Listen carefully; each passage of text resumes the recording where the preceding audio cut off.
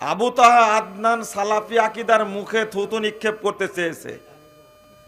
এই শয়তান তো দেখছি যে মাকায় ফেললো, দেখছি সব জায়গাতে একই প্রশ্ন করছে। আপনারা ওকে ধরে নিয়ে এসে ওর মুখে পেশাব করে দেন।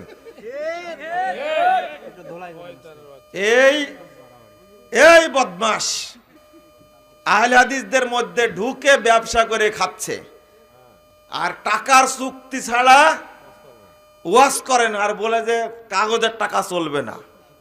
বুঝছেন? এ হলো এক মুনাফেক। এ যদি কোনো আহলে হাদিস সমাজে যায় বক্তব্য দিতে, ওকে ধুলাই করে ছেড়ে দিবেন আর দাওয়াত দিবেন। দাওয়াত দেওয়া জায়েজ, আমি বলবো, কিন্তু ওর মুখে মুততে হবে। কিন্তু ও আহলে হাদিস উলামায়ে কেরামকে গালি দিয়েছে।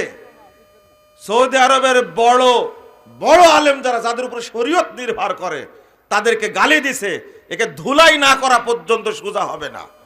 আমার স্পষ্ট ঘোষণা, তরুণ ভাইরা শোনো, যেখানে পাবে ওকে জুতা মারবে মুখের উপরে, ওকে পেশাব করে দেবে মুখের উপরে। শয়তান এত বড় কথা বলবে কেন?